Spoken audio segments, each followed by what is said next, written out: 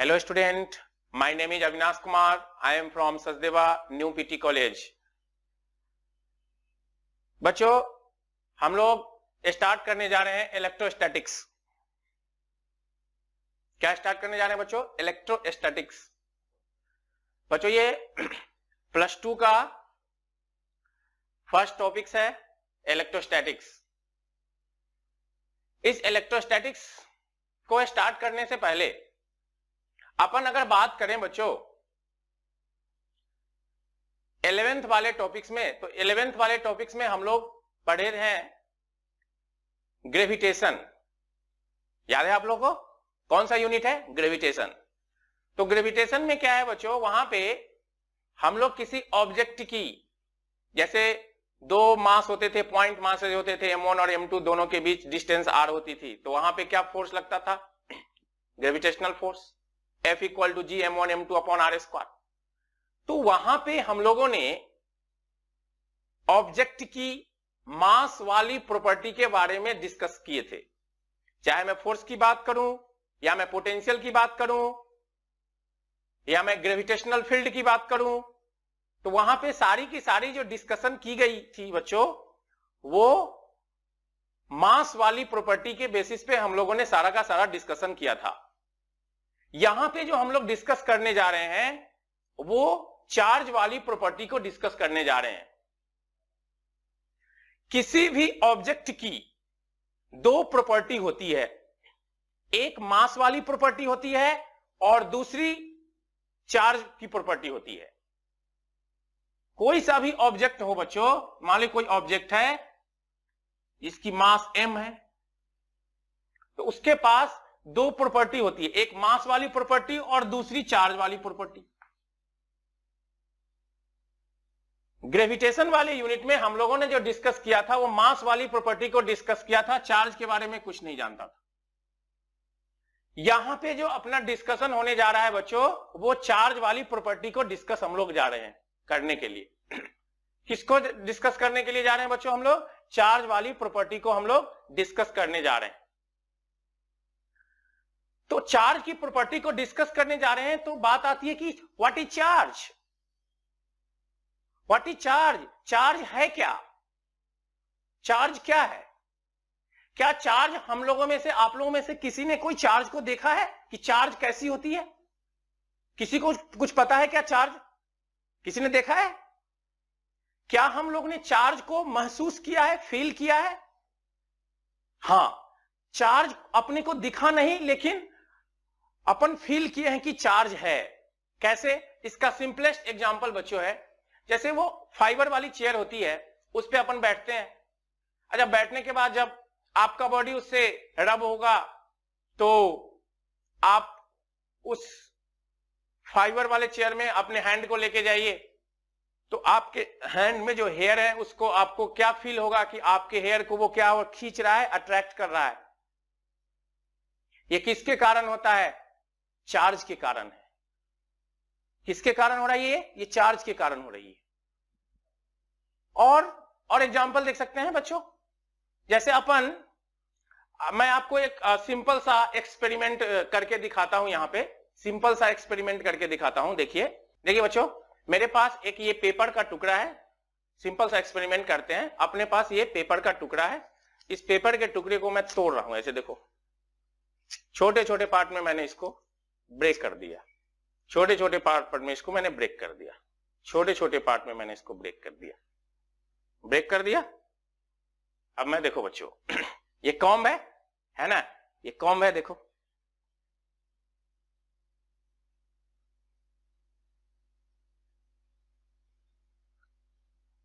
अब देखो बच्चों क्या हो रहा है। देखिए यहां पे क्या हो रहा है, ये देखो क्या हो रहा है, ये देखिए क्या हो रहा है। अब ये पेपर का टुकड़ा क्या कर रहा है? पेपर के टुकड़ा को ये कॉम्ब क्या कर रहा है? अट्रैक्ट कर रहा है। क्या कर रहा है बच्चों? पेपर के टुकड़ा को ये कॉम्ब क्या कर रहा है? अट्रैक्ट कर रहा है। क्या ये चीजें दिख रही है? देखो, तो ये जो पेपर के टुकड़ा को ये कॉम्ब अट्रैक्ट कर रहा है, क्यों किया? क्योंकि यहां पे कुछ चार्ज की प्रॉपर्टी के कारण ये जो पेपर को मैंने छोटा छोटा टुकड़ा में तोड़ दिया और फिर मैंने कॉम्ब किया, अब ये फ्रिक्शन के कारण चार्ज आई होगी और चार्ज के कारण ये पेपर का टुकड़ा को ये कॉम्ब ने क्या किया बच्चों, अट्रैक्ट किया। कुछ पेपर के टुकड़ा को अट्रैक्ट किए, कुछ पेपर के टुकड़ा को रिपेल किया। मेरे को दिखा क्या कि चार्ज कैसी थी? नहीं।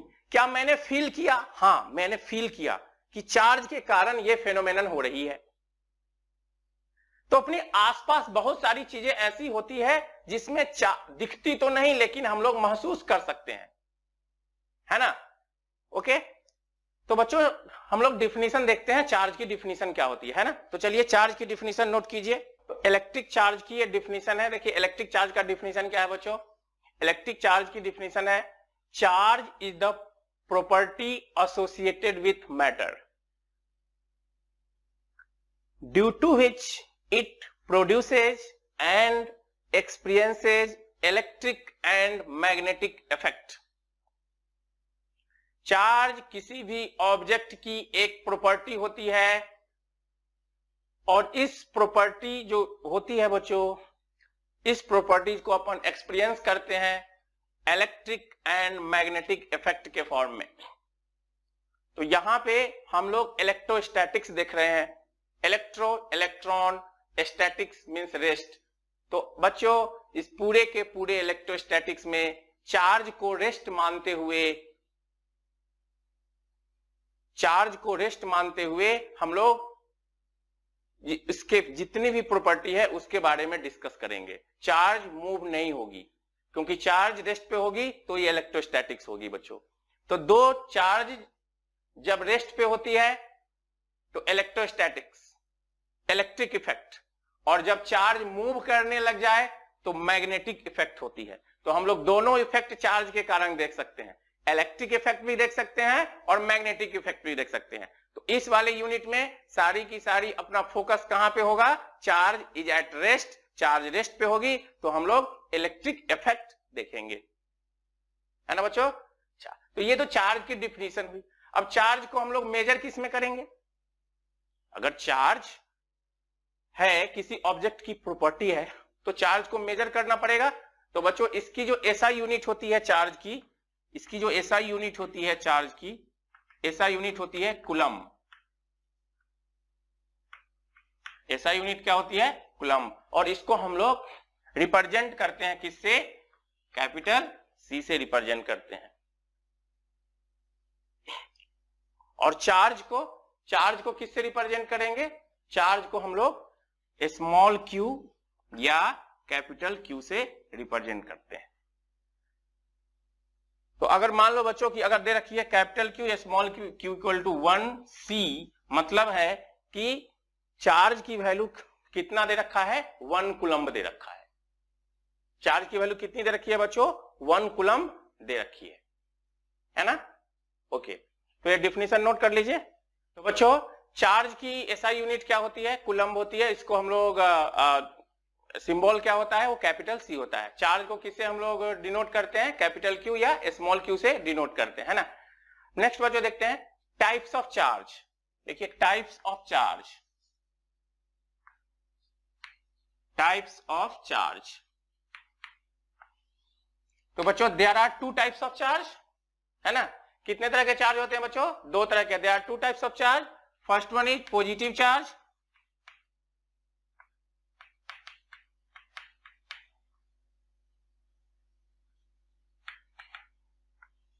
First one is positive charge. तो बच्चों अगर पॉजिटिव चार्ज किस पे होती है? पॉजिटिव चार्ज किस पे होती है बच्चों? बोलो बोलो किस पे होती है? नाम सुना है आपने?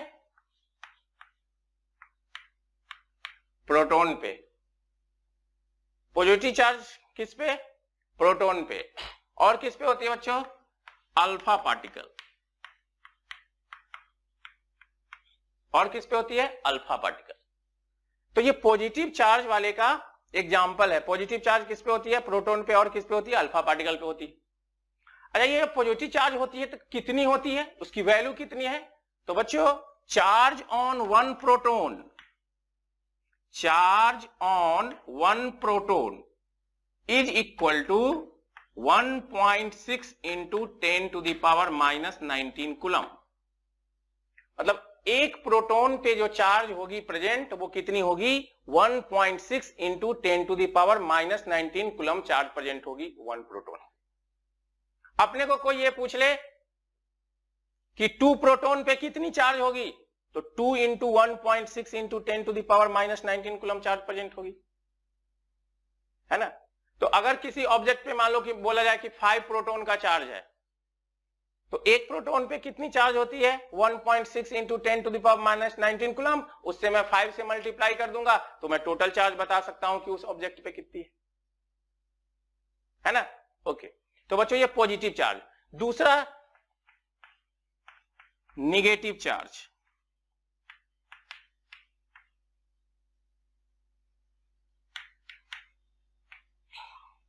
दूसरा क्या है बच्चों, निगेटिव चार्ज। निगेटिव चार्ज किस पे होती है, इलेक्ट्रॉन पे होती है। इलेक्ट्रॉन पे कितनी चार्ज होती है बच्चों, charge on one electron, charge on one electron is equal to minus 1.6 into 10 to the power minus 19 coulomb. Charge on one electron होती है बच्चों minus 1.6 into 10 to the power minus 19 coulomb.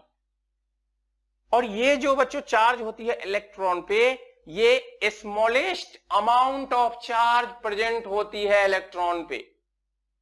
Smallest amount of charge जो होती है वो electron पे होती है, वो कितनी होती है minus 1.6 into 10 to the power minus 19 coulomb. इससे छोटी चार्ज का होना पॉसिबल नहीं है। कि सबसे स्मॉलेस्ट अमाउंट, सबसे छोटी जो चार्ज प्रेजेंट होती है वो इलेक्ट्रॉन पे ही होती है, और वो कितनी होती है बच्चों minus 1.6 into 10 to the power minus 19 coulomb charge present होती है। बच्चों नेक्स्ट हम लोग चार्ज की प्रॉपर्टी के बारे में डिस्कस करें। तो प्रॉपर्टीज ऑफ चार्ज में फर्स्ट प्रॉपर्टीज यहां पे है, चार्ज इज क्वांटाइज्ड, जिसको हम लोग बोलते हैं quantization of charge. This one is very very important property of charge. Charge is quantized, या मैं बोलूं quantization of charge। quantization of charge है क्या, वह तो ये बोला गया the quantization of electric charge is the property by virtue of which all free charges are integral multiple of a basic unit of charge represented by E. Thus, charge Q of a body is always given by Q equal to plus minus NE. बच्चों ये जो quantization of charge आपको ये बताया गया, simple word में मैं आपको बता रहा हूं है क्या। क्वांटाइजेशन ऑफ चार्ज ये बताती है कि किसी भी बॉडी पे जो चार्ज प्रेजेंट होगी, किसी भी बॉडी पे जो चार्ज प्रेजेंट होगी वो होगी Q is equal to N into E। यहां पे E क्या है, E है चार्ज ऑन इलेक्ट्रॉन। इलेक्ट्रॉन पे कितनी चार्ज होती है, और N है आपका इंटीग्रल मल्टीपल किसका, ये E का। यही है क्वांटाइजेशन ऑफ चार्ज। अब ये तो बच्चों बोला गया कि चलो कोई सा भी बॉडी है उस पे जो चार्ज की वैल्यू होगी वो कितनी होगी, Q equal to plus minus NE। यहां पे E का वैल्यू आप जानते हो 1.6 into 10 to the power minus 19 coulomb, minus sign के साथ। और N क्या है, number integral multiple of E, कितना इलेक्ट्रॉन्स हैं वो, और ये Q है। इससे अपने को क्या समझ में आए, ये तो मैथमेटिकल फॉर्मूला बताया, एक्चुअली है क्या। एक्चुअली देखा जाए बच्चों तो मैंने आपको ये बताया कि स्मॉलेस्ट अमाउंट ऑफ चार्ज जो इलेक्ट्रॉन पे प्रेजेंट होती है वो होती है minus 1.6 into 10 to the power minus 19 coulomb. मतलब इससे छोटा चार्ज का होना पॉसिबल नहीं है, इससे छोटा चार्ज का होना पॉसिबल नहीं है। तो ये जो चार्ज स्मॉलेस्ट है वो कितनी है, ये 1 इलेक्ट्रॉन पे चार्ज है। मीन्स किसी बॉडी पे जो चार्ज प्रेजेंट हो सकती है वो 1 इलेक्ट्रॉन का चार्ज हो सकता है, 2 इलेक्ट्रॉन का चार्ज हो सकता है, 3 इलेक्ट्रॉन का चार्ज हो सकता है, 5000 का चार्ज हो सकता है, 5000 इलेक्ट्रॉन का चार्ज, 2 लाख इलेक्ट्रॉन का चार्ज हो सकता है। लेकिन कोई ये बोल दे कि क्या n की वैल्यू, जो बच्चों हम लोग यहां पे बोल रहे हैं कि Q इक्वल टू जो प्लस माइनस NE की बात हो रही है, Q equal to plus minus NE की बात हो रही है, देखो Q equal to plus minus NE, यहां पे n की वैल्यू 1/2 कभी नहीं हो सकती, 3/2 कभी नहीं हो सकती, 3/4 कभी नहीं हो सकती। n की वैल्यू हाफ नहीं हो सकती, 3/4 नहीं हो सकती, 3/4 नहीं हो सकती, कुछ 3/5 नहीं हो सकती, मीन्स n की वैल्यू फ्रैक्शन में नहीं हो सकती। अब क्वेश्चन आप पूछोगे सर क्यों नहीं हो सकता?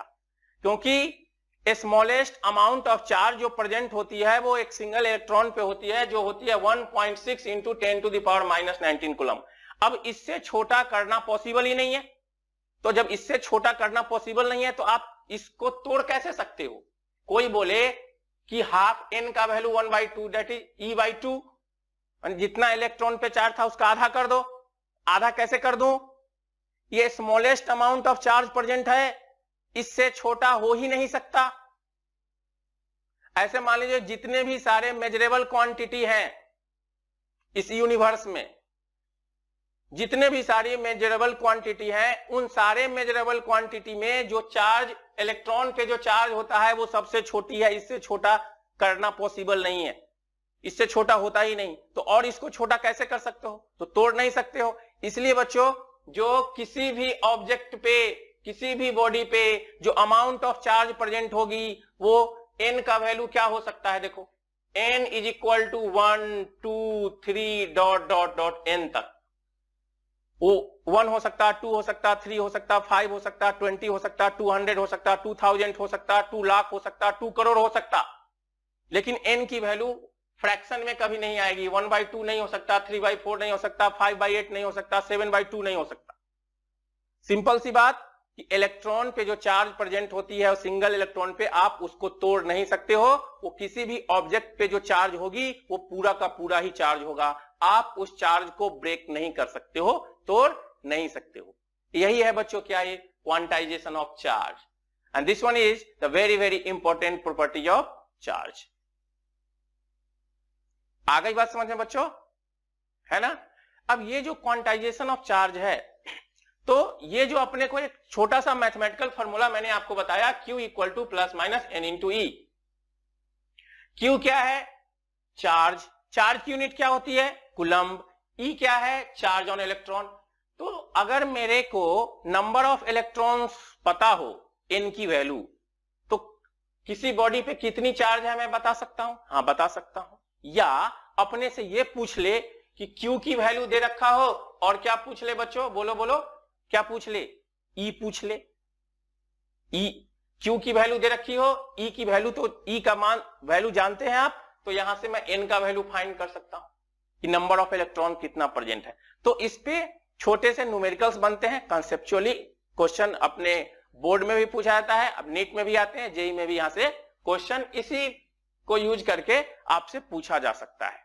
तो बच्चों चलो इसके एप्लीकेशन पे हम लोग एक न्यूमेरिकल्स करने जा रहे हैं, है ना? क्वांटाइजेशन ऑफ चार्ज के एप्लीकेशन पे एक न्यूमेरिकल्स करने जा रहे हैं। ठीक है, चलिए तो न्यूमेरिकल्स करते हैं। हाँ जी बच्चों, तो इसके एप्लीकेशन पे न्यूमेरिकल्स करने से पहले मैं थोड़ा सा डिस्कशन यहां पे कर लेता हूं कि अपन जो बातें कर रहे हैं, positive charge, there are 2 types of charge, one is positive charge and other one is negative charge. इसे बच्चों ये देखो, ये चौक है, क्या इस पे चार्ज है?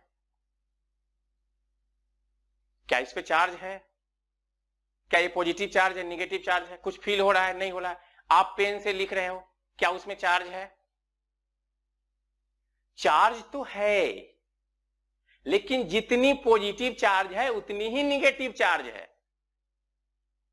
कोई सा भी ऑब्जेक्ट बच्चों क्या है, जैसे मान लो ये ऑब्जेक्ट है, तो इसमें मान लेते हैं कि अगर ये ऑब्जेक्ट है तो ये न्यूट्रल है। ये ऑब्जेक्ट है तो क्या है बच्चों? न्यूट्रल है। न्यूट्रल मींस क्या हुआ कि जितना नंबर ऑफ इलेक्ट्रॉन्स है उतना ही नंबर ऑफ प्रोटॉन्स भी है। जैसे मान लो कि इसमें इलेक्ट्रॉन्स है 1 2 3 4, तो इसमें प्रोटॉन्स भी कितनी है बच्चों? 1 2 3 4। तो इलेक्ट्रॉन्स कितने हैं? 4। प्रोटॉन भी कितने हैं 4, तो इसको मैं क्या बोलूंगा न्यूट्रल बोलूंगा। क्या बोलूंगा इसको न्यूट्रल बोलूंगा। तो अपने को अगर किसी ऑब्जेक्ट को चार्ज करना है, अगर अपने को किसी ऑब्जेक्ट को चार्ज करना है तो उसके न्यूट्रलिटी को डिस्टर्ब करना होगा। अब इसके न्यूट्रलिटी को कैसे डिस्टर्ब करोगे? जैसे अभी मैंने आपको एग्जाम्पल करके दिखाया, एक छोटा सा एक्सपेरिमेंट, कि अगर वो कॉम्ब है और कॉम्ब करके मैं पेपर के टुकड़ा को फाड़ रहा हूं, तोड़ रहा हूं छोटे छोटे में, तो पेपर का टुकड़ा पहले इक्विलिब्रियम में था। इक्विलिब्रियम मींस कि पहले पेपर का टुकड़ा किसमें था बच्चों? न्यूट्रल था। जितनी नंबर ऑफ इलेक्ट्रॉन्स थी उतनी नंबर ऑफ प्रोटॉन्स थी, न्यूट्रल था। हम लोगों ने क्या किया? उसके न्यूट्रलिटी को डिस्टर्ब किया। कॉम्ब से मैंने क्या किया? अब न्यूट्रलिटी को जब डिस्टर्ब किया तो आप देखो, जैसे ही मैं कॉम्ब को उस पेपर के टुकड़े के पास लेके गया तो पेपर के टुकड़ा को अट्रैक्ट कर लिया। अट्रैक्ट कर लिया मींस चार्ज की प्रॉपर्टी आ गई। पॉजिटिव पॉजिटिव चार्ज क्या करते हैं? रिपेल करते हैं, और प्लस और माइनस क्या करते हैं बच्चों? अट्रैक्ट करते हैं। मींस एक पॉजिटिव चार्ज होगा, दूसरा निगेटिव होगा, इसलिए कॉम्ब ने उस पेपर के टुकड़ा को क्या कर लिया? अट्रैक्ट कर लिया। तो अपने को किसी भी ऑब्जेक्ट को चार्ज करना है तो उसके न्यूट्रलिटी को क्या करना पड़ेगा? डिस्टर्ब करना पड़ेगा। तो मान लीजिए कि मेरे पास दो ऑब्जेक्ट हैं, ए और ये दूसरा बी। ये दोनों अलग अलग बॉडी है, बॉडी ए और बॉडी बी। बच्चों मान लो यहां पे 1 2 3 4 5, 1 2 3 4 5, इसमें 4 इलेक्ट्रॉन 4 प्रोटॉन, इसमें 5 इलेक्ट्रॉन 5 प्रोटॉन। दो अलग अलग ऑब्जेक्ट हैं तो इसकी प्रॉपर्टीज भी अलग अलग होगी, लेकिन दोनों है कैसे? न्यूट्रल है। जितनी नंबर ऑफ इलेक्ट्रॉन्स हैं ए में उतना ही नंबर ऑफ, जितना नंबर ऑफ इलेक्ट्रॉन्स ए में उतना ही नंबर ऑफ प्रोटॉन्स भी है। न्यूट्रल आ गई, ये भी न्यूट्रल है। न्यूट्रलिटी को डिस्टर्ब करते हैं। तो बच्चों मैंने क्या किया? इन दोनों को मान लो रब कर दिया, दोनों को, दो ऑब्जेक्ट को ऐसे लाया, ऐसे ऐसे करके अलग कर दिया। जैसे मैंने कॉम्ब से क्या किया? कॉम्बिंग किया यहां से, तो दो ऑब्जेक्ट को मैंने क्या किया? रब कर लिया। अब देखो बच्चों क्या होगा। क्या हम लोग ये जानते हैं कि ये जो बॉडी है, प्रोटॉन कहां पे होता है? प्रोटॉन कहां पे होता है? प्रोटॉन होता है बच्चों न्यूक्लियस में। प्रोटॉन कहां पे होता है? न्यूक्लियस में। प्रोटॉन बंधा होता है। अब अगर ये प्रोटॉन न्यूक्लियस में है, देखो तो इलेक्ट्रॉन कहां पे होता है? ये बाहर आउटर मोस्ट ऑर्बिट में होता है और ये चक्कर लगाता रहता है। तो अगर इन दो ऑब्जेक्ट को देखें तो अगर इन दो ऑब्जेक्ट की प्रॉपर्टी अलग अलग है, तो जब मैं इन दोनों ऑब्जेक्ट को रब करूंगा तो जिसका इलेक्ट्रॉन लूजली बॉन्डेड होगा, क्योंकि इलेक्ट्रॉन और प्रोटॉन में क्या होता है बच्चों? बॉन्ड होगा। ये देखो, तो जब जैसी दोनों ऑब्जेक्ट को रब करेंगे तो क्या होगा? जिसमें जो लूजली बॉन्डेड होगा वहां से इलेक्ट्रॉन पहले निकल जाएगा। इलेक्ट्रॉन क्या होगा? निकल जाएगा।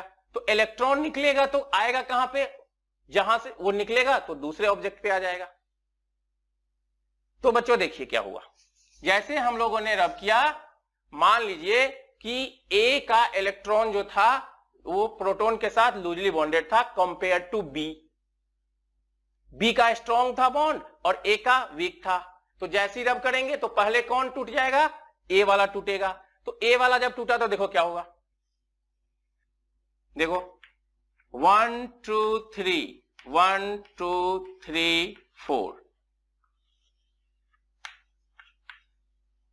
1 2 3 4 5, 1 2 6 3 4 5। भले बच्चों पहले कितना इलेक्ट्रॉन था? 1 2 3 4 5। अब कितना हो गया? देखो 1 2 3 4 5 6 इलेक्ट्रॉन हो गए। और यहां पे देखो पहले कितने इलेक्ट्रॉन थे? 1 2 3 4। अब कितने हो गए? 1 2 3। मींस बॉन्ड जब जैसे ही रब किए, वीक बॉन्ड किसका था? ए का। तो ये पहले टूटा तो इलेक्ट्रॉन यहां पे आ गया। अब इसमें इलेक्ट्रॉन आ गया तो देखो यहां पे क्या होगा? डिफिशियंसी ऑफ इलेक्ट्रॉन हो गई। यहां पे देखो प्रोटॉन की संख्या ज्यादा है इलेक्ट्रॉन की संख्या कम है तो ए क्या बना, ए क्या बन गया बच्चों, ये पॉजिटिवली चार्ज बन गया। ए क्या बन गया, पॉजिटिवली चार्ज बन गया। आप काउंट कीजिए, इलेक्ट्रॉन यहां पे क्या है, कम है और प्रोटॉन ज्यादा है, तो ये क्या बन गया, पॉजिटिवली चार्ज। यहां पे देखिए बी में क्या हुआ, बी में क्या हुआ, 1 2 3 4 5 6 इलेक्ट्रॉन है, प्रोटॉन कितने हैं, 1 2 3 4 5। किसकी संख्या ज्यादा है, नंबर ऑफ इलेक्ट्रॉन्स ज्यादा है, तो ये कैसा बन गया बच्चों, निगेटिवली चार्ज बन गया। तो दो न्यूट्रल ऑब्जेक्ट थे, इन दोनों न्यूट्रल ऑब्जेक्ट को जब मैंने इसके न्यूट्रलिटी को डिस्टर्ब किया तो एक बन गया पॉजिटिव चार्ज, दूसरा बन गया निगेटिव चार्ज। एक बन गया पॉजिटिवली चार्ज और दूसरा क्या बन गया बच्चों, निगेटिवली चार्ज बन गया। अब ये जो पॉजिटिवली चार्ज और निगेटिवली चार्ज बनी तो देखो क्या हुआ, जिसने इलेक्ट्रॉन दिया इलेक्ट्रॉन लॉस कर दिया। किसका इलेक्ट्रॉन, ए ने इलेक्ट्रॉन दिया किसको, बी को, तो लिया किसने, बी ने, तो बच्चों बी ऋणी हो गया।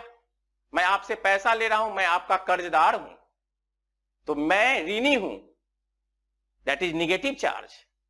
और दिया किसने, ए ने, तो ये कैसा बन गया, पॉजिटिवली चार्ज। तो जिसने लिया वो निगेटिवली चार्ज और जो डोनेट किया वो क्या हो गया, पॉजिटिवली चार्ज। वो क्या हो गया बच्चों, पॉजिटिवली चार्ज। अब यहां पे जब इलेक्ट्रॉन का ट्रांसफर हो रहा है तो इलेक्ट्रॉन के पास मास भी होती है, मींस मास का भी ट्रांसफर हो रहा है। किसका ट्रांसफर हो रहा है बच्चों, मास का भी ट्रांसफर हो रहा है। तो यहां पे जो दो न्यूट्रल बॉडी थे उनको मैंने पॉजिटिवली चार्ज बनाया और निगेटिवली चार्ज बनाया, और जो इलेक्ट्रॉन को डोनेट किया, जिसने इलेक्ट्रॉन दिया वो हो गई पॉजिटिवली चार्ज, और जिसने लिया वो हो गया क्या, निगेटिवली चार्ज।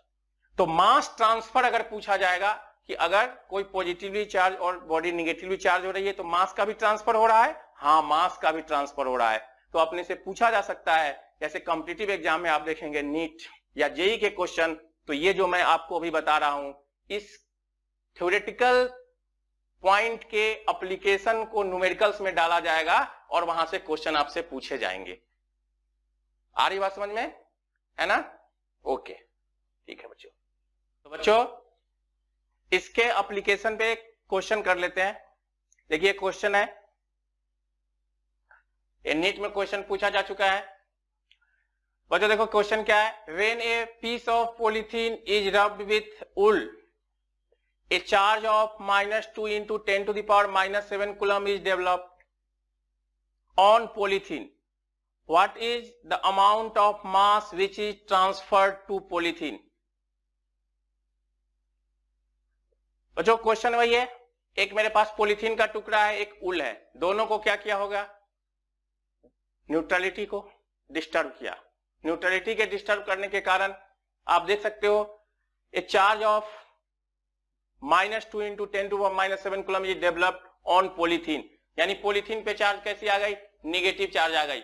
मींस पॉलीथीन क्या किया, क्या होगा, इलेक्ट्रॉन लिया होगा या दिया होगा, बोलो बच्चों, इस पे निगेटिव चार्ज है, इसका मतलब ये इलेक्ट्रॉन लिया होगा इलेक्ट्रॉन गेन कर लिया होगा, किसने, पॉलीथीन ने। तो इस पे चार्ज कितना है, -2 into 10 to the power -7 coulomb। तो बोला गया है कि मास का ट्रांसफर कितना हुआ, तो मास का ट्रांसफर करने के लिए अपने को क्या चाहिए, कितना नंबर ऑफ इलेक्ट्रॉन पॉलीथीन ने लिया वो तो फाइंड करना पड़ेगा। तो बस तो चले कर लेते हैं। चार्ज की वैल्यू कितनी दे रखी है, देखो Q की वैल्यू दे रखी है 2 into 10 to the power -7। Find क्या करना है, N, तो Q इक्वल टू NE, तो N बराबर क्या होगा बच्चों, Q अपॉन E। Q की वैल्यू है 2 into 10 to the power -7 upon 1.6 into 10 to the power -19 coulomb. तो यहां से अपन क्या फाइंड कर लेंगे, नंबर ऑफ इलेक्ट्रॉन्स कितना ट्रांसफर हुआ वो फाइंड कर लेंगे।